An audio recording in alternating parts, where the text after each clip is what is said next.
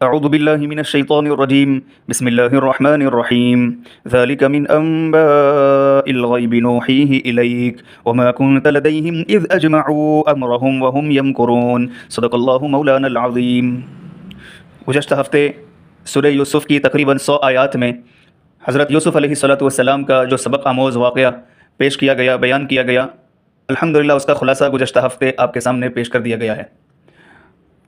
آج سورہ یوسف کی آخری چند آیتوں کی تفسیر آپ کے سامنے پیش کریں گے، اور آج انشاءاللہ سورہ یوسف کی تفسیر 12 ہفتوں میں مکمل ہو رہی ہے۔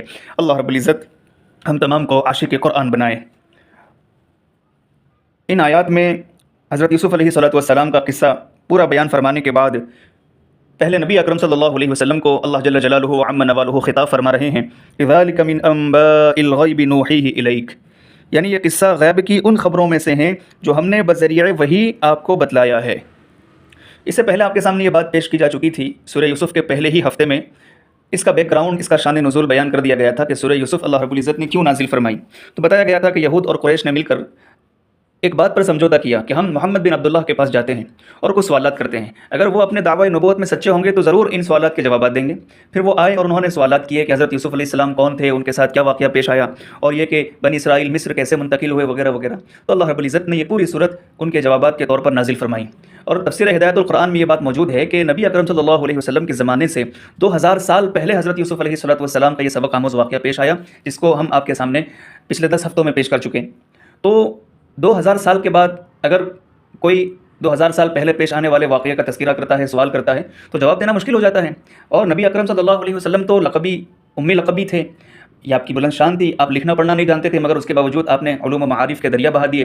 تو جب آپ لکھنا پڑھنا نہیں جانتے تھے تو آپ ان کے سوالات کے جوابات کوئی تاریخ یا اتہاس کی کتاب پڑھ کر تو نہیں بتا سکتے تھے، یا پھر یہ کہ 2000 سال پہلے کا کوئی انسان جس کی عمر 2000 سال سے زیادہ رہی ہو، وہ موجود ہو، اس سے آپ معلوم کر لیتے اور ان کے سوالات کے جوابات دے دیتے، ایسا بھی نہیں تھا۔ اور جیسے کہ حضرت وہب بن منبہ فرماتے ہیں کہ جتنی آسمانی کتابیں اور صحیفے نازل ہوئے ہیں، حضرت یوسف علیہ السلام کے قصے سے کوئی خالی نہیں۔ تفسیر مظہری کے حوالے سے یہ بات لکھی گئی ہے۔ تو چونکہ حضرت نبی اکرم صلی اللہ علیہ وسلم نہ توریت پڑھنا جانتے تھے، نہ آپ نے انجیل پڑھی، اور نہ کوئی 2000 سال سے زیادہ عمر پانے والا بندہ موجود ہے جو ان سوالات کے جوابات دے دیتا تھا، تو نبی اکرم صلی اللہ علیہ وسلم اس کے جوابات کو نقل کر دیتے اور ان کے سوالات کا حل ہو جاتا۔ یہ سب کچھ ان کے سوالات کے جوابات کے طور پر جو اللہ رب العزت نے نازل فرمائی، یہ آپ کی طرف وحی تھی، ہے نا۔ اسی کو کہا جا رہا ہے کہ غیب کی خبروں میں سے ہے یہ قصہ جو ہم نے بذریعہ وحی آپ کو بتلایا۔ یعنی آپ برادران یوسف کے پاس، حضرت یوسف علیہ السلام کے پاس اس وقت موجود نہیں تھے جب وہ حضرت یوسف علیہ السلام کو کنویں میں ڈالنا طے کر چکے تھے اور اس کے لیے تدبیریں کر رہے تھے۔ تو آپ کو کیسے بتایا گیا؟ یہ پورا واقعہ تفصیل کے ساتھ صحیح جو آپ کے سامنے، یعنی کفار قریش کے سامنے ہمارے پیارے نبی محمد رسول اللہ صلی اللہ علیہ وسلم نے بیان فرمایا۔ یہ آپ کی نبوت کی اور وحی کی واضح دلیل ہے، اس لیے کہ وحی نبی پر آیا کرتی ہے۔ اس سے معلوم ہوا کہ آپ واقعی سچے نبی ہیں، اور آپ نے پوری واقعے کی نوعیت بیان کر دی۔ آپ نے کہیں سے تعلیم حاصل نہیں کی، کوئی کتاب تاریخ کی نہیں دیکھی، کسی سے سنا نہیں، اس کے باوجود آپ نے پورا راستہ آپ نے پورا واقعہ بیان کر دیا۔ یہ بجز وحی الہی ہونے کے اور کوئی راستے اس کا علم نہیں ہو سکتا۔ تو ہمارے لیے بھی اس آیت شریفہ میں خاص سبق یہ ہے کہ ہم نبی اکرم صلی اللہ علیہ وسلم کی نبوت پر کامل یقین رکھیں کہ آپ ہی آخری نبی ہیں۔ اب آپ کے بعد کوئی نیا نبی کسی زمانے میں، کسی بھی وقت میں، کسی بھی سال میں، کسی بھی دن میں کہیں بھی آ نہیں سکتا، بلکہ پیدا ہی نہیں ہو سکتا۔ بعد والی جو آیتیں ہیں ان میں یہ ہے کہ جب انہوں نے سوالات کیے اور نبی اکرم صلی اللہ علیہ وسلم نے ان کے سارے سوالات کے جوابات دے دیے، پوری سورہ یوسف اللہ رب العزت نے نازل فرمائی، پیارے نبی نے پڑھ کر سنا دی، تو اب ممکن تھا، اب ان کے لیے ضروری تھا کہ وہ ایمان قبول کر لیتے، اس لیے کہ وہ تو آزمانا چاہ رہے تھے کہ سچے ہیں یا نہیں، اور آپ کی سچائی ثابت ہو چکی، آپ کی نبوت کی حقانیت واضح ہو چکی، آپ ان کو ایمان لے آنا تھا، مگر ان میں سے بہت سے پھر بھی ایمان نہیں لائے۔ تو اللہ رب العزت نبی اکرم صلی اللہ علیہ وسلم کو اس آیت میں تسلی دے رہے ہیں کہ آپ کی نبوت اور رسالت کے واضح دلائل ہونے کے باوجود اگر بہت سے لوگ ایمان نہیں لا رہے ہیں تو آپ فکر نہ فرمائیں، آپ کتنی ہی کوشش کریں گے لیکن وہ ایمان لانے والے نہیں ہیں۔ مطلب یہ ہے کہ آپ کا کام تبلیغ اور اصلاح کی کوشش ہے، اس کو کامیاب بنانا نہ آپ کے اختیار میں ہے، نہ وہ آپ اس کے ذمہ دار ہیں، بس آپ اپنا کام کر رہے ہیں، اور آپ صلی اللہ علیہ وسلم کو اس کا کوئی آپ کو ذمہ دار نہیں ٹھہرائے گا کہ آپ نے کام کیا، اس کو ہدایت کیوں نہیں ملی۔ نہیں، ہم سب بھی اسی لیے دین کے چوکیدار تو ضرور ہیں مگر ٹھیکیدار نہیں ہیں۔ ہم صرف ہدایت کی محنت کر سکتے ہیں، کسی کو ہدایت نہیں دے سکتے۔ اب ہدایت کی محنت ساری ہی شکلیں جو آج رائج ہیں وہ سب کے سب ہدایت کی محنت ہیں۔ مثلا مدارس کی محنت، یہ بھی ہدایت کی لائن کی محنت ہے۔ خانقاہوں میں اللہ اللہ سکھایا جاتا ہے، یہ بھی ہدایت کی محنت ہے۔ کتابیں لکھی جا رہی ہے، یہ بھی ہدایت کی محنت ہے۔ دعوت و تبلیغ کا کام چل رہا ہے، یہ بھی ہدایت کی محنت ہے۔ اسی طریقے سے جمعیت علماء اپنا کام کر رہی ہے، تحفظ ختم نبوت عظیم الشان خدمات انجام دے رہی ہے۔ تنظیم ہمدرد انسانیت ہمارے شہر شولہ پور کی ماشاءاللہ یہ بہت ہی کارہائے نمایاں انجام دے رہی ہے، بہت ہی اچھے انداز میں یہ حضرات کام کر رہے ہیں۔ اسی طریقے سے آپ جانتے ہیں کہ ابھی 20 دسمبر کو جو ڈیبیٹس ہوا، دس گاڈ ایگزسٹ کے ٹاپک پر جو ڈیبیٹ ہوا اور ماشاءاللہ اس کے اچھے نتائج رونما ہوئے، تو یہ ساری ہی ہدایت کی محنتیں ہیں۔ ہم صرف محنت کے مکلف ہیں، ہم کسی کو ہدایت نہیں دے سکتے، بلکہ ہم خود بھی ہدایت کے محتاج ہیں۔ اور آگے یہ بات ارشاد فرمائی کہ وما تسألهم علیہ من اجر، یعنی آپ جو کچھ ان کو تبلیغ کرنے اور صحیح راستے پر لانے کی کوشش کرتے ہیں اس پر آپ ان لوگوں سے کوئی معاوضہ نہیں طلب کرتے۔ یہ ہم سب کے لیے بھی ضروری ہے کہ ہم دعوت کا کام بے غرض ہو کر کریں، کوئی عزت ہمارا مقصد نہ ہو، نہ یہ کہ کوئی سرداری ہمیں مل جائے، کوئی فاسد غرض کے ساتھ دعوت کی محنت نہیں کی جاتی، ورنہ یہ ہوگا کہ ہم بجائے ہدایت کی محنت کرنے کے ہم گمراہی کا ذریعہ بن جائیں گے اور خود بھی گمراہ ہو کر لوگوں کو بھی گمراہ کرنے والے بن جائیں گے۔ اللہ ہم سب کی حفاظت فرمائے۔ تو یہ ہمارے لیے بہت اہم سبق ہے۔ ایک تو یہ کہ ہم دین کے چوکیدار ہیں، ٹھیکیدار نہیں ہیں، ہم صرف ہدایت کی محنت کریں گے، کسی کو ہدایت نہیں دے سکتے، اللہ سے مانگتے رہیں گے۔ اور داعی کو بالکل بے غرض ہو کر دعوت کا کام کرنا چاہیے، عزت اور سرداری یا کوئی فاسد غرض نہیں ہونی چاہیے۔ اسی طریقے سے اس آیت شریفہ میں یہ بات بھی ارشاد فرمائی گئی کہ ان هو الا ذکر للعالمین، کہ قرآن کریم تو خالص خیر خواہی اور نصیحت ہی ہے، تمام جہاں والوں کے لیے قرآن کریم ایک نصیحت ہے۔ اس لیے ہم سب کے لیے بھی ضروری ہے کہ ہم قرآن کریم سے نصیحت حاصل کریں، قرآن کریم کو اپنے لیے ذریعہ نجات سمجھیں اور قرآن کریم کی خدمات کو اپنے لیے سعادت سمجھیں، اور اللہ رب العزت سے مانگتے رہیں کہ پیارے اللہ ہم سب کو بھی آپ عاشق قرآن بنا دیجیے، آمین یا رب العالمین۔ اس کے بعد کی جو 2 آیتیں ہیں، بلکہ 3 آیات، وَكَأَيٍّ مِّنْ آیَةٍ فی السماوات والارض یمرون علیہا وہم عنہا معرضون سے لے کے بعد کی 2 آیتیں، ان سب کا خلاصہ یہ ہے کہ جب بندہ اللہ رب العزت کی قدرت کی نشانیوں میں غور و فکر کرتا ہے اور اللہ رب العزت کی بنائی ہوئی چیزوں میں جب وہ غور و فکر کرتا ہے تو وہ اللہ تک پہنچ جاتا ہے، اس کو اللہ کی معرفت اور اللہ کی پہچان حاصل ہو جاتی ہے، اللہ کی معرفت اور اللہ کی پہچان حاصل ہو جاتی ہے۔ تو اس آیت شریفہ میں یعنی وَكَأَيٍّ مِّنْ آیَةٍ فِي السَّمَاوَاتِ والی آیت شریفہ میں اللہ رب العزت ارشاد فرما رہے ہیں کہ یہ لوگ صرف یہی نہیں کہ کسی نصیحت کرنے والے کی نصیحت کو ضد اور ہٹ دھرمی سے نہیں سنتے، بلکہ ان کا تو حال یہ ہے کہ اللہ تعالیٰ کی قدرت کاملہ کی جو کھلی کھلی نشانیاں آسمان و زمین میں ہر وقت ان کے سامنے رہتی ہے، ان پر بھی یہ غفلت سے گزر جاتے ہیں اور ذرا دھیان نہیں دیتے کہ کیسی کیسی قدرت کی عظیم نشانیاں موجود ہیں، اور یہ بھی کہ پچھلی قوموں پر جو عذاب آئے اور ان کی الٹی کی ہوئی برباد کی ہوئی بستیاں بھی ان کی نظروں سے گزرتی ہیں، پھر بھی وہ ان سے عبرت نہیں پکڑتے۔ تو ہمارے لیے بھی ضروری ہے کہ ہم اللہ کی قدرت کی نشانیوں میں غور و فکر کریں۔ اور آگے فرمایا وما یؤمن اکثرهم باللہ الا وهم مشرکون، یعنی ان میں سے جو لوگ اللہ تعالیٰ پر ایمان بھی لاتے ہیں تو وہ بھی شرک کے ساتھ۔ اب دیکھو ایمان بھی اور شرک بھی ہو، یعنی ہم ایک اللہ کی توحید کا اقرار کریں اور شرکی اعمال بھی کرتے رہیں، تو یہ تو سراسر ظلم اور جہل ہیں۔ ابن کثیر رحمۃ اللہ علیہ نے فرمایا کہ اس آیت کے مفہوم میں وہ مسلمان بھی داخل ہے جو ایمان کے باوجود مختلف قسموں کے شرک میں مبتلا رہتا ہے، مثلا چڑھاوا چڑھانا، غیر اللہ سے امیدیں قائم کرنا، اور اسی طریقے سے غیر اللہ کو سجدہ کرنا، یہ ساری چیزیں شرکی اعمال میں داخل ہیں۔ بلکہ مسند احمد میں ہے کہ رسول اللہ صلی اللہ علیہ وسلم نے ارشاد فرمایا مجھے تم پر جس چیز کا خطرہ ہے ان میں سب سے زیادہ خطرناک شرک اصغر ہے۔ صحابہ کے دریافت کرنے پر فرمایا کہ ریا شرک اصغر ہے، یعنی صحابہ نے پوچھا کہ اللہ کے رسول یہ چھوٹا شرک کیا چیز ہے شرک اصغر؟ تو آپ نے فرمایا ریا کاری۔ اسی طرح ایک حدیث میں غیر اللہ کی قسم کھانے کو بھی شرک فرمایا گیا، اور اللہ تعالیٰ کے سوا کسی دوسرے کے نام کی منت اور نیاز ماننا بھی بالاتفاق فقہا کی نظر میں اسی میں شامل ہے۔ اور اس کے بعد ان کی غفلت اور جہالت پر اظہار افسوس اور تعجب ہے کہ یہ لوگ اپنے انکار اور شرکسی کے باوجود اس بات سے کیسے بے فکر ہو گئے کہ ان پر اللہ کی طرف سے کوئی حادثہ یا عذاب آ پڑے یا دفعتاً پر قیامت آ جائے اور وہ اس کے لیے تیار نہ ہو۔ تو کہنے کا مقصد یہ ہے کہ ہم بھی ریاکاری سے بچیں اور دیگر شرکیہ اعمال سے بھی اپنے آپ کو بچانے کی فکر کریں۔ اس کے بعد کی جو آیت ہے قل ھذہ سبیلی ادعو الی اللہ، اس آیت شریفہ کا خلاصہ اور پیغام یہ ہے کہ اللہ رب العزت نبی اکرم صلی اللہ علیہ وسلم سے فرما رہے ہیں کہ اے نبی آپ فرما دیجئے کہ میں تو خدا کی طرف اس طور پر بلاتا ہوں کہ میں توحید کی اور اپنے داعی من اللہ ہونے کی دلیل پر قائم ہوں، میں اور میرے ساتھ والے بھی، یعنی آپ ان لوگوں سے کہہ دیجئے کہ تم مانو یا نہ مانو، میرا تو یہی طریقہ اور مسلک ہے اور میں لوگوں کو بصیرت اور یقین کے ساتھ اللہ کی طرف دعوت دیتا ہوں، میں بھی دعوت دیتا ہوں اور میرے ماننے والے وہ بھی دعوت دیتے ہیں۔ حضرت عبداللہ ابن عباس رضی اللہ تعالیٰ عنہ فرماتے ہیں کہ ماننے والوں سے مراد صحابہ کی جماعت ہے جو علوم رسالت کے خزانے اور خداوند سبحانہ و تعالیٰ کے سپاہی ہیں، اور یہ بھی معنی ہو سکتے ہیں کہ من اتبعنی یہ عام ہو، ہر اس شخص کے لیے جو قیامت تک دعوت رسول صلی اللہ علیہ وسلم کو امت تک پہنچانے کی خدمت میں مشغول ہو۔ اسی لیے حضرت کلبی اور ابن زید نے فرمایا کہ اس آیت سے بھی معلوم ہوا کہ جو شخص رسول اللہ صلی اللہ علیہ وسلم کی اتباع کا دعویٰ کرے اس پر لازم ہے کہ آپ کی دعوت کو لوگوں میں پھیلائے اور قرآن کریم کی تعلیم کو عام کرے۔ بعد میں فرمایا سبحان اللہ وما انا من المشرکین، یعنی شرک سے پاک ہے اللہ اور میں بھی شرک کرنے والوں میں سے نہیں ہوں۔ اس آیت شریفہ کی تفسیر میں حضرت مفتی سعید صاحب پالنپوری رحمۃ اللہ علیہ نے اپنی شہر آفاق تصنیف تفسیر ہدایت القرآن میں بہت ہی اہم باتیں لکھی ہیں، میں اس کا خلاصہ آپ کے سامنے پیش کرتا ہوں۔ قل ھذہ سبیلی ادعو الی اللہ سے پہلے کے صفحے پر جو آپ کو باتیں ملے گی وہ میں آپ کے سامنے پیش کر رہا ہوں، تفسیر ہدایت القرآن میں صفحہ نمبر 230-31 پر آپ فرماتے ہیں کہ توحید صحیح کیا ہے؟ توحید صحیح اس وقت ہوتی ہے جب یہ درجہ ذیل باتیں پائی جائیں، میں آپ کے سامنے اس کا خلاصہ پیش کر رہا ہوں، یعنی ہمارا یقین بن جائیں किस बात पर कि अल्लाह पाक ही खालिक हैं, यानी अल्लाह रब्बुल इज़्ज़त ही ने तमाम दुनिया की चीज़ों को पैदा फरमाया। वख़लक़ कुल्ल शै, अल्लाह पाक ने हर चीज़ पैदा फरमाई।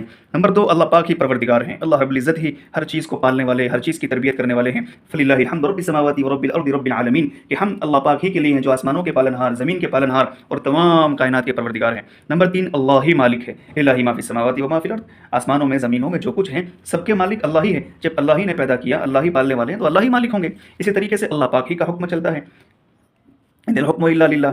और ये भी यकीन रखें कि अल्लाह ही हाजत रवा है। जब अल्लाह ही खालिक है, मालिक है, वही पालनहार है और अल्लाह ही का हुक्म चलता है और सब कुछ अल्लाह ही के पास है, तो फिर वही हाजत रवा और मुश्किल कुशा भी है। सब बंदे अल्लाह पाक के मोहताज हैं, मगर अल्लाह पाक किसी के भी मोहताज नहीं है। अल्लाह समद के, हम सब अल्लाह के मोहताज, मगर अल्लाह किसी के मोहताज नहीं। इसी तरीके से अल्लाह ताला ही माबूद है, इसका भी यकीन रखा जाए, यानी परस्तिश और बंदगी के हकदार अल्लाह ही है।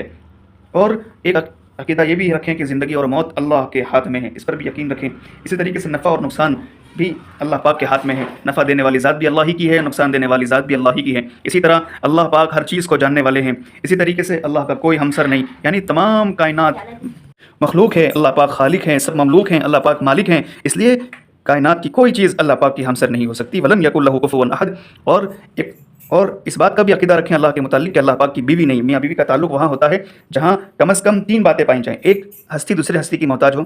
नंबर 2, शहवानी जज्बात मौजूद हो। नंबर 3, मियाँ बीवी दोनों हम जिन्स हो। अल्लाह ताला इन तीनों बातों से पाक है, वो किसी के मोहताज नहीं, वो शहवानी जज्बात नहीं रखते और उनका कोई हम जिन्स भी नहीं है, इसलिए अल्लाह पाक की बीवी भी नहीं है। सूरह जिन में है वअन्नहु तआला जद्दु रब्बिना मत्तखज़ साहिबतन वला वलदा। इसी तरीके से ये भी अकीदा रखें कि अल्लाह का बेटा बेटी नहीं, इस पर पुख्ता यकीन हो, यानी बेटा बेटी का तस्वुर बीवी और शहवानी ताल्लुकात से पैदा होता है। और अल्लाह जल्ल जलालुहु व अम्मा नवालुहु न शहवानी जज्बात रखते हैं और न उनकी बीवी हैं, तो फिर औलाद कैसे हो सकती है। इसी तरीके से अल्लाह ताला अवतार नहीं लेते, यानी क्या ये बात अल्लाह पाक के शान निशान है कि वो मखलूक़ात की तरह माँ के पेट में रहें, पैदा हों, परवरिश किए जाएँ, उनका जिस्म वो खाएँ पिए, कज़ाएँ हजत करें, बीवी बच्चे रखें, दुख दर्द सहें, मशक्क़तें उठाएँ, इंसानी और हैवानी जज्बात हो, फिर वो मर जाए या मार दिया जाए या खुदकुशी कर ले। तौबा तौबा, इनमें से कोई बात भी खालिक कायनात के शान निशान नहीं है, इसलिए वो अवतार नहीं लेते। हकीकत यह है कि लोग जब मजहबी पेशवाओं की अकीदत में हद से आगे बढ़ जाते हैं तो उन्हें खुदाई सिफ़ात का हामिल समझ बैठते हैं, फिर उन्हें बेआईन ही खुदा करार दे देते हैं और उनके बारे में अकीदा कायम कर लेते हैं कि अल्लाह पाक ने इंसान की शक्ल में अवतार लिया है, नऊज़ बिल्लाह।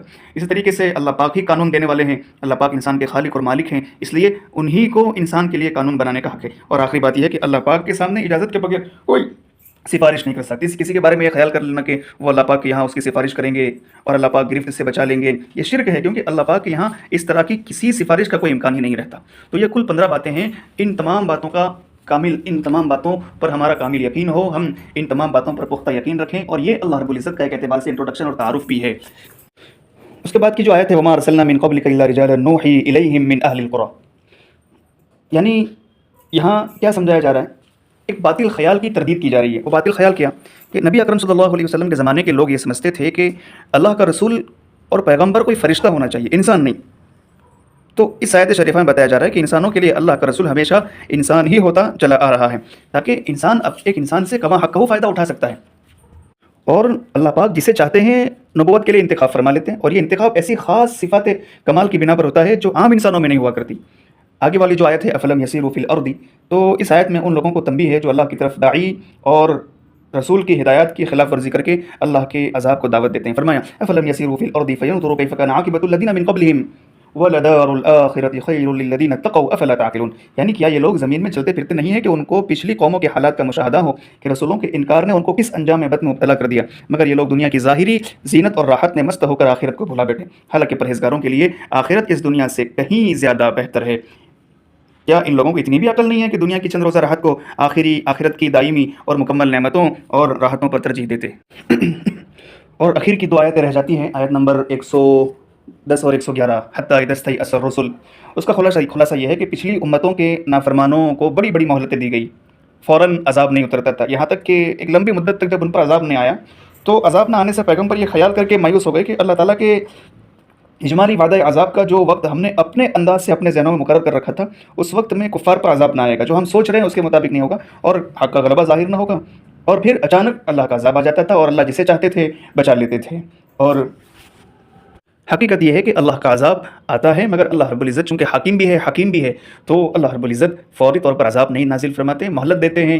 अगर इसी मोहलत में बंदा अपने अल्लाह की तरफ से दिए हुए इख्तियार को इस्तेमाल करके संभलने की कोशिश करता है, तो फिर अल्लाह रब्बुल इज़्ज़त भी उसकी मदद फरमाते हैं। और आखिरी जो आयत शरीफ़ा है वो ये है, लक़द कान फ़ी क़ससिहिम इबरतुल लिउलिल अलबाब, यानी इन हज़रात के किस्सों में, हज़रत अंबिया अलैहिस्सलाम के किस्सों में, जो कि कुरान करीम में मज़कूर है, और ख़ुसूसी तौर पर हज़रत यूसुफ़ अलैहिस्सलाम का ये किस्सा जो भी ऊपर बयान हुआ, इन तमाम किस्सों में नसीहत हासिल करने वालों के लिए, अक्लमंदों के लिए नसीहत ही नसीहत है। तो ख़ास हज़रत यूसुफ़ अलैहिस्सलाम का किस्सा जिसको अभी आपके सामने पेश किया गया, उसमें तो और भी ज़्यादा नसीहत है, क्योंकि इस वाक़ये में ये बात पूरी तरह रोशन होकर सामने आ गई कि अल्लाह ताला के फर्माबरदार बंदों की किस किस तरह से ताईद और नुसरत होती है कि कुएँ से निकाल कर एक तख्त सल्तनत पर और बदनामी से निकाल कर नेक नामी की इंतहा पर पहुँचा दिए जाते हैं, और मकरो फ़रेब करने वालों का अंजाम ज़िल्लत और रुसवाई होता है। मा कान हदीसन युफ्तरा वलाकिन तस्दीक़ अल्लज़ी बैन यदैहि, यानी ये किस्सा कोई घड़ी हुई बात नहीं है, बल्कि उन किताबों की तस्दीक है जो इससे पहले नाज़िल हो चुकी थी। इसीलिए जैसे शुरू में मैंने आपके सामने बयान किया कि हज़रत वहाब बिन मुनब्बिह फरमाते थे कि जितनी आसमानी किताबें और सहीफ़े नाज़िल हुए, उनमें यूसुफ़ अलैहिस्सलाम का किस्सा ज़रूर था। कोई सहीफ़ा, कोई आसमानी किताब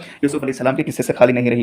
वो तफ़सील कुल्लि शै व हुदन व रहमतन लिक़ौमिन युमिनून, यानी ये कुरान तफ़सील है हर चीज़ की। मुराद ये है कि कुरान करीम में हर उस चीज़ की तफ़सील मौजूद है जिसकी दीन में इंसान को ज़रूरत है। इबादत, मामलात, अखलाक, मुआशरत, हुकूमत, सियासत वगैरह इंसानी ज़िंदगी की हर इनफ़रादी या इज्तिमाई हाल से मुताल्लिक़ अहकाम और हिदायत इसमें मौजूद है। और फरमाया कि यह कुरान हिदायत है और रहमत है ईमान लाने वालों के लिए। इसमें ईमान लाने वालों की तख़सीस इसलिए की गई है कि उसका नफ़ा ईमान वालों को ही पहुँच सकता है, काफिरों के लिए भी है।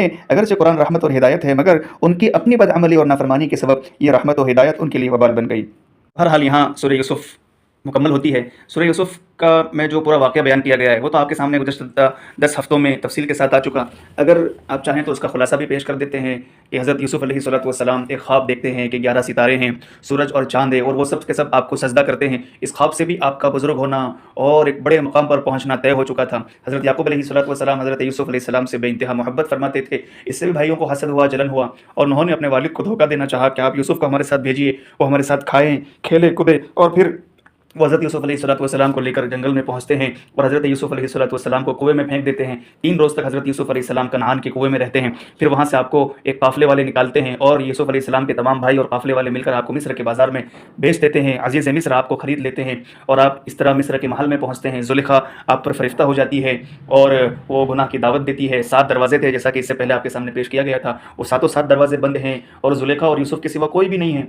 लेकिन उस वक्त भी हज़रत यूसुफ अलैहिस्सलाम गुनाह की दावत से अपने आप को बचाते हैं और उस गुनाह के मौके से फरार इख्तियार करने की शक्ल इख्तियार करते हैं और भागना शुरू करते हैं, तो दरवाजे खुलना शुरू हो जाते हैं। जब वो दरवाजे के करीब पहुंचते हैं तो अजीज़ मिस्र को मौजूद पाते हैं और फ़ौरन ज़ुलेखा हज़रत यूसुफ पर तहमत लगा देती है। और उस वक्त एक गहवारे में सोने वाला बच्चा गवाही देता है कि अगर कपड़ा पीछे से फटा है तो इसमें कसूर ज़ुलेखा का है, तो इसमें कसूर ज़ुलेखा का। यूसुफ अलैहिस्सलाम बरी है कि यूसुफ अलैहिस्सलाम आगे भाग रहे हैं और ज़ुलेखा पीछे से आपको पकड़ने की कोशिश कर रही है। और अगर कपड़ा आगे से फटा है तो इसका मतलब ये है कि यूसुफ अलैहिस्सलाम ने कदम बढ़ाया और ज़ुलेखा अपने आप को बचा रही है। जब देखा गया तो कपड़ा पीछे से फटा हुआ था, इससे भी साबित हुआ कि यूसुफ अलैहिस्सलाम बिल्कुल बेकसूर है, बरी है। और जब मिस्र की औरतों में चर्चा हुआ कि ज़ुलेखा ने अपने ही गुलाम को अपने ऊपर काबू दे दिया, वो उस पर फरिश्ता हो गई, जिसको खरीद कर लाई थी उसी को दिल दे बैठी, तो उसने मिस्र की औरतों को जमा किया और उनके लिए अच्छे गद्दों का इंतज़ाम किया और सबके हाथ में एक फल और छुरी दी और अचानक यूसुफ अलैहिस्सलाम से कहा कि आप बाहर निकल आइए। तो जैसे ही यूसुफ अलैहिस्सलाम बाहर आए, उन्होंने बजाय फल काटने के अपने हाथों की उंगलियाँ काट ली और फिर सब ने कहा कि वाकई ये तो कोई इंसान नहीं, फरिश्ता नज़र आ रहा है।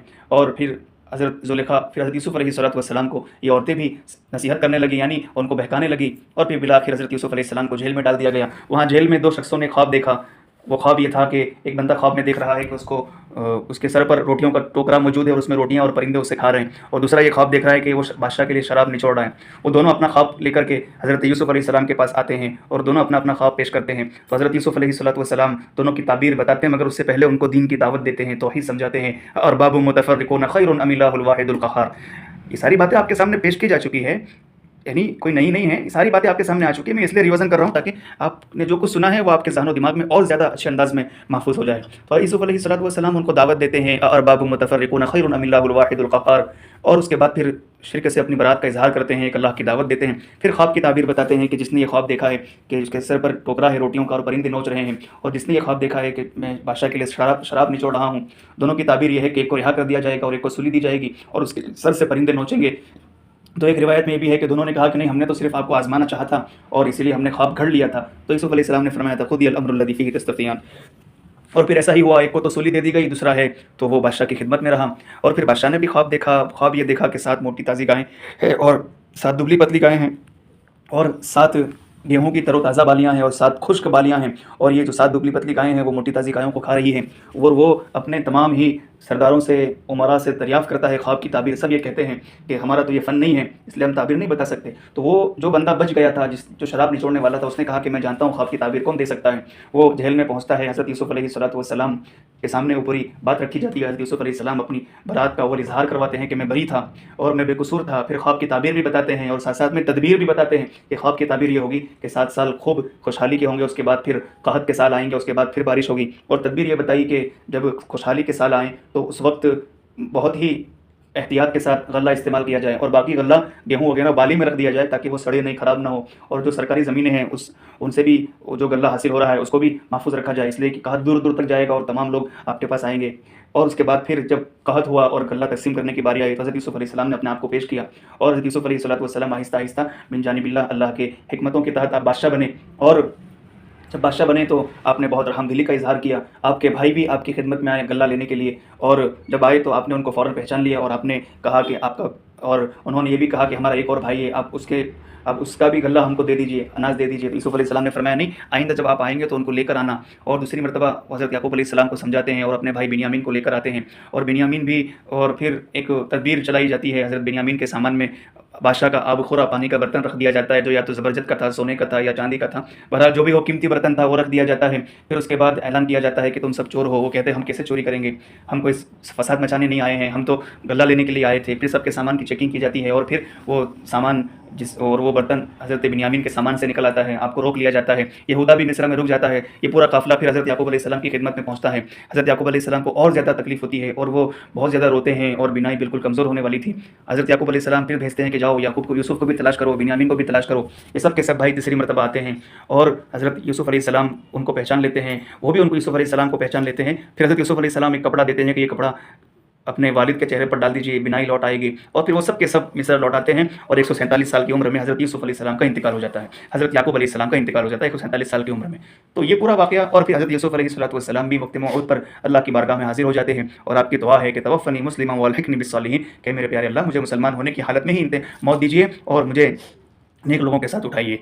तो ये पूरा वाक़या गुज़श्ता 10 हफ्ता मजलिसों में आपके सामने पेश कर दिया गया था, जिसका खुलासा ये तकरीबन 6 से 7 मिनट में आपके सामने पेश किया गया। ये सूरह यूसुफ़ का किस्सा, जो सूरह यूसुफ़ में मौजूद है, हज़रत यूसुफ़ अलैहिस्सलाम का किस्सा तो ख़त्म हुआ, और किस्सा बयान करते हुए तफसीर के दौरान हमने बहुत से आपके सामने इस किस्से से हमें क्या सबक मिल रहे हैं वो तो बयान कर दिए थे। अब उनका भी एक दफ़ा मैं आपके सामने रिवीज़न कर देता हूँ। एक तो ये कि अच्छा ख्वाब अल्लाह की नेमत है, मोमिन के लिए बशारत है, ख्वाब की ताबीर जानना भी अल्लाह की नेमत है। एक फ़ायदा ये कि हज़रत याकूब अलैहिस्सलाम ने हज़रत यूसुफ़ अलैहिस्सलाम से फरमाया कि अपना ख्वाब भाइयों से बयान न करना, क्योंकि हो सकता है कि वो तुझे तकलीफ़ देने की तदबीर करें। इससे मालूम हुआ कि अगर किसी शख्स के बारे में ये गुमान हो कि उसे फ़लाँ शख्स नुकसान पहुँचाएगा, जिसे तकलीफ़ पहुँचाने का एहतिमाल हो, उसे ये बात बता देना कि तुम एहतियात से रहो, फ़लाँ शख्स की तरफ से तुम्हें तकलीफ़ पहुँचने का अंदेशा है। ये ग़ीबत हराम में शामिल नहीं है। इसी तरीके से एक फ़ायदा यह है कि हज़रत यूसुफ़ अलैहिस्सलाम के जो भाई थे वो पैगम्बर नहीं थे, वरना वो हज़रत यूसुफ़ अलैहिस्सलाम को बूढ़े बाप से जुदा करने की तदबीर न करते और बाप को तकलीफ़ पहुँचाना, और बाप भी वो जो अल्लाह का पैगम्बर है और उन्होंने बहुत बड़े फ़िस्क का अमल किया। मालूम हुआ कि सालिहीन की औलाद से भी गुनाह कबीरा हो सकता है, और ये भी मालूम हुआ कि औलाद के गुनाहों की वजह से माँ बाप पर तान व तशनी करना या उन्हें गुनाहों में शामिल समझना सही नहीं है, जबकि उन्होंने तालीम और तरबियत में कोताही न की हो। जब उन्होंने नेकी की राह बता दी और ये बता दिया कि ये चीज़ें गुनाह की है, तो वो अपनी ज़िम्मेदारी से बरी हो जाते हैं। इसी तरीके से एक फ़ायदा ये हासिल हुआ कि हज़रत याकूब अलैहिस्सलाम के बेटों ने जो अपने वालिद से यूँ कहा कि यूसुफ़ को कल हमारे साथ भेज दीजिए कि वो खाएगा और खेलेगा, तो उसके जवाब में हज़रत याकूब अलैहिस्सलाम ने उनसे ये नहीं फरमाया कि खेलना ममनू काम है, मैं उसके लिए नहीं भेजता, बल्कि यूँ फरमाया कि मुझे डर है कि तुम उसे ले जाओ और तुम्हारी गफलत में उसे भेड़िया खा जाए। तो इससे भी ये मसला मालूम हुआ कि सैर व तफरी और खेल कूद जो हुदूद शरइया के अंदर हो वो जायज़ और मुबाह है, और बच्चों को उसका खेल लगाना जायज़ है। इसी तरीके से एक बात ये भी मालूम होती है कि जब हज़रत यूसुफ़ अलैहिस्सलाम के भाइयों ने कत्ल करने का इरादा किया, तो उनमें से एक भाई जो सबसे बड़ा था यूँ कहा कि उसे कत्ल न करो, बल्कि किसी कुएं में डाल दो ताकि उसे आने जाने वाले काफ़िले उठा ले। इससे भी मालूम हुआ कि जब कोई जमात किसी शर का, बुराई का इरादा ही कर ले तो जिससे हो सके उन्हें मना कर दे, और अगर बिल्कुल मना ना कर सके तो कम से कम ऐसी बात का मशवरा दे दे जो फसाद, कबाहत और शनाअत के एतबार से हल्की हो। इसी तरीके से एक फ़ायदा ये हासिल हुआ कि हज़रत याकूब अलैहिस्सलाम को बहुत बड़ा सदमा पहुंचा कि उनका चहीता बेटा नज़रों से ओझल हो गया। उन्होंने बेटों की गलत बयानी तो पकड़ ली, लेकिन आगे कुछ नहीं कर सकते थे, सब्र के सिवा चारा भी नहीं था। लिहाजा उन्होंने फरमाया फसब्रुन जमील, और साथ यूँ भी कहा कि वल्लाहुल मुस्तआनु अला मा तसिफुन, कि अल्लाह ताला ही से इस पर मदद मांगता हूँ जो तुम बयान करते हो। इससे मालूम हुआ कि सब्र जमील भी हो और अल्लाह ताला की तरफ बराबर तवज्जो भी रहे, अल्लाह ताला से मदद मांगता रहे और मुश्किल हल होने के लिए दुआ भी करता रहे। सब्र जमील वो है जिसमें शिकवा शिकायत ना हो। इसी तरीके से एक फ़ायदा यह भी हासिल हुआ कि عزیز مصر کی بیوی نے جب حضرت یوسف علیہ السلام کو پھسلایا اور لبھایا تو اس نے دروازے بند کر دیے اور ہائی طلق کہہ کر اپنا مقصد ظاہر کر دیا، اور حضرت یوسف علیہ السلام نے بھی انکار کر دیا اور فرمایا کہ میں ایسے کام سے اللہ کی پناہ مانگتا ہوں، اور یہ بھی کہا کہ تیرا شوہر میرا محسن ہے، اس نے میری پرورش کی ہے۔ اس سے معلوم ہوا کہ ہمیں بھی اپنے محسنین کو ہمیشہ یاد رکھنا چاہیے، اور حضرت یوسف علیہ السلام نے فرمایا مجھے اچھی طرح رکھا ہے، اب میں خیانت نہیں کر سکتا اس کی بیوی کے ساتھ، میں ایسا کام نہیں کر سکتا۔ تو اس سے بھی ہمیں معلوم ہوا کہ ہمیں اپنے محسنین کو یاد رکھنا چاہیے۔ اسی طریقے سے ایک فائدہ یہ ہے کہ حضرت یوسف علیہ السلام نے زبانی طور پر اس عورت کو سمجھایا اور اپنی طرف سے اسے نا امید کرنے کی پوری کوشش کی، لیکن ساتھ ہی یہ ہوا کہ وہ وہاں سے بھاگ کھڑے ہوئے اور عورت بھی پیچھے دوڑی۔ حضرت یوسف علیہ السلام کو معلوم تھا کہ دروازے بند ہے، اس کے باوجود بھی انہوں نے دوڑ لگا دی۔ اس سے سبق ملتا ہے جبکہ جب کوئی شخص کسی گناہ کے موقع میں پھنس جائے تو اس سے بچنے کی ہر طرح کی تدبیر کرے، اور اپنے بس میں جو کچھ ہو گناہ سے بچنے کے لیے اسے ضرور استعمال کرے۔ جب اپنی طاقت کی بقدر محنت اور کوشش کر گزرے گا تو اللہ تعالیٰ کی طرف سے مدد آئے گی۔ جیسے مختلف حیثیتوں کے اعتبار سے نیکی کا وزن بڑھ جاتا ہے، اسی طرح گناہوں سے بچنے کی لائن میں بھی بعض حیثیتوں سے ثواب بڑھ جاتا ہے۔ جیسے کسی شخص سے کوئی بدصورت گری پڑی عورت، بھنگن، چمارن برے کام کے لیے کہے تو اس سے بچنا بھی بڑی ہمت کی بات ہے، لیکن اگر کسی شخص سے کوئی دنیاوی اعتبار سے بڑے مرتبے والی عورت اور وہ بھی جو حسین و جمیل ہو بدکاری کی دعوت دے تو اس سے بچ جانا تو بہت بڑے درجے کی بات ہے، اور یہ تقویٰ پہلے شخص کے تقویٰ سے بہت زیادہ بلند ہے۔ حضرت یوسف علیہ السلام کو جس عورت نے برے کام کی دعوت دی تھی وہ وزیر کی بیوی تھی، بظاہر خوبصورت بھی ہوگی، لیکن حضرت یوسف علیہ السلام نے صاف انکار کر دیا۔ در حقیقت یہ بڑے دل گردے کی بات ہے کہ ایسے موقع پر گناہ سے بچ جانا بڑی ہمت اور قوی ایمان کی دلیل ہے، اور سب سے بڑی چیز اللہ تعالیٰ کی مدد اور توفیق ہے۔ اور ایک سبق یہ بھی ملتا ہے کہ حسن اخلاق اور حسن معاشرت بڑی عمدہ چیز ہے کہ حضرت سیدنا یوسف علیہ السلام جیل میں پہنچے تو وہاں جو دوسرے قیدی تھے جو عموماً جرائم کی وجہ سے محبوس اور مسجون ہوتے ہیں، قید کیے جاتے ہیں، ان کے ساتھ حضرت یوسف علیہ السلام نے خوش خلقی کا اظہار کیا اور ایسا عمدہ برتاؤ کیا کہ وہ لوگ آپ کے گرویدہ ہو گئے، اور جب دو شخصوں نے خواب دیکھا تو اس کی تعبیر لینے کے لیے آپ کی خدمت میں حاضر ہوئے تو بے ساختہ ان کے منہ سے نکل آیا ان نراک من المحسنین۔ اس میں بھی سبق ہے مبلغ کے لیے، داعی کے لیے، کہ وہ حسن اخلاق کے ساتھ پیش آئے، اس کے بغیر اس کا کام آگے نہیں بڑھ سکتا۔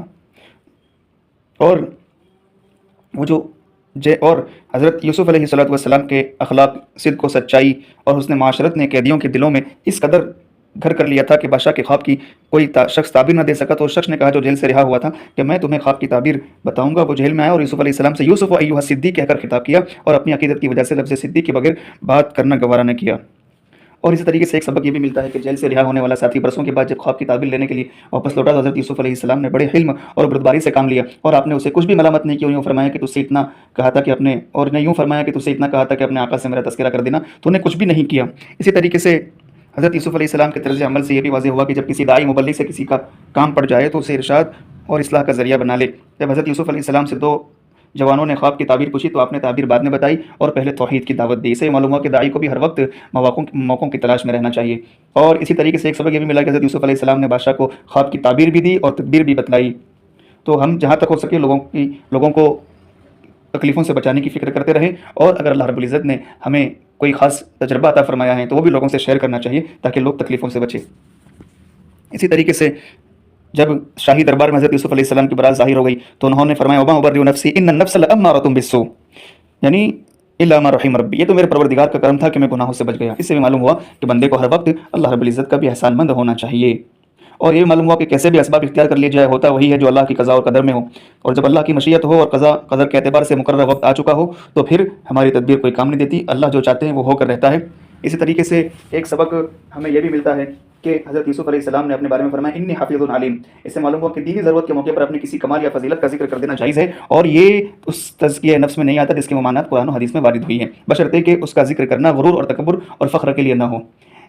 اور حضرت یوسف علیہ السلام کے بھائی پہلی بار جب مصر سے غلہ لے کر واپس ہونے لگے تو حضرت یوسف علیہ السلام نے ان سے فرمایا کہ تمہارا جو ایک باپ شریک بھائی ہے اب کی مرتبہ اس کو بھی لے کر آنا، تم اگر اس کو ساتھ نہ لائے تو پھر تمہیں غلہ نہیں ملے گا۔ جب ان لوگوں نے واپس ہو کر اپنے والد سے بیان کیا کہ عزیز مصر نے یہ بات کہی ہے کہ اپنے بھائی کو نہ لاؤ گے تو غلہ نہیں ملے گا، اور یہ بیان کر کے انہوں نے خواہش ظاہر کی کہ ہمیں پھر جانا ہے، لہٰذا چھوٹے بھائی کو بھی ساتھ بھیج دیا جائے، تو والد صاحب کو بھیجنے میں تردد ہوا، لیکن انہوں نے فرمایا کہ جاؤ، اللہ بہترین حافظ ہے، بھروسہ صرف اللہ ہی پر ہے، حقیقی محافظ وہی ہے۔ اور حضرت یعقوب علیہ السلام نے اپنے بیٹوں پر بھروسہ نہیں کیا بلکہ حفاظت کی نسبت اللہ کی طرف کر دی، ان سے قسم بھی لی کہ اسے تم ضرور واپس اپنے ہمراہ لے آؤ گے۔ جب انہوں نے قسم دی تو ساتھ یہ بھی فرمایا الا ان یحاط بکم، اس کا مطلب یہ تھا کہ اگر تم واقعی اس کے لانے سے مجبور ہو جاؤ تو یہ دوسری بات ہے۔ اس میں بھی اس بات کو بیان کر دیا گیا کہ تم کیسا ہی وعدہ کر لو، کیسی ہی قسم کھا لو، ہوگا وہی جو اللہ کی قضا اور قدر میں ہونے والا ہے، جو اللہ کے فیصلوں میں ہونا ہوگا وہ ہوگا۔ اگر تم کسی ایسی مصیبت میں گر گئے کہ اسے ساتھ نہ لا سکے اور اللہ کی قضا اور قدر غالب آ گئی تو یہ صورت اس میں شامل نہیں۔ اس سے معلوم ہوا کہ جو کوئی شخص قسم کھائے یا قسم کھلائے تو ساتھ یہ بھی کہہ دے کہ اللہ کی طرف سے اگر کوئی مجبوری یا معذوری پیش آ گئی تو وہ مستثنا ہے۔ اور اسی طریقے سے حضرت یوسف علیہ الصلوۃ والسلام نے دعا بھی فرمائی والحقنی بالصالحین، اور یہ دعا فرمائی کہ توفنی مسلمہ۔ ہمارے لیے بھی سبق ہے کہ ہم بھی ہر وقت اللہ رب العزت سے عافیت کا سوال کرتے رہیں، عافیت والی زندگی مانگتے رہے اور عافیت والی موت کا سوال کرتے رہیں۔ اللہ رب العزت ہم تمام کو بھی ہمیشہ عافیت والی زندگی عطا فرمائے، دین اسلام پر اعتماد ہم سب کو قائم رکھنے کی توفیق عطا فرمائے۔ سورہ یوسف میں جتنے بھی عبرت اور نصیحت کے پہلو گزشتہ ہفتوں میں بیان کیے گئے، اللہ ان سب پر ہم سب کو عمل کرنے کی توفیق عطا فرمائے، اور اللہ رب العزت ہم تمام کو بھی عاشق قرآن بنائے۔ سمجھنے سمجھانے میں جو کوتاہیاں ہوئی اللہ سبھی کو اپنے فضل سے معاف فرمائے، اور اللہ رب العزت ہم تمام کی نسلوں میں بھی قرآن کا فیض جاری فرمائے، اور اللہ رب العزت پیارے نبی صلی اللہ علیہ وسلم سے والہانہ عشق عطا فرمائے۔ آمین یا رب العالمین، وآخر دعوانا ان الحمد للہ رب العالمین۔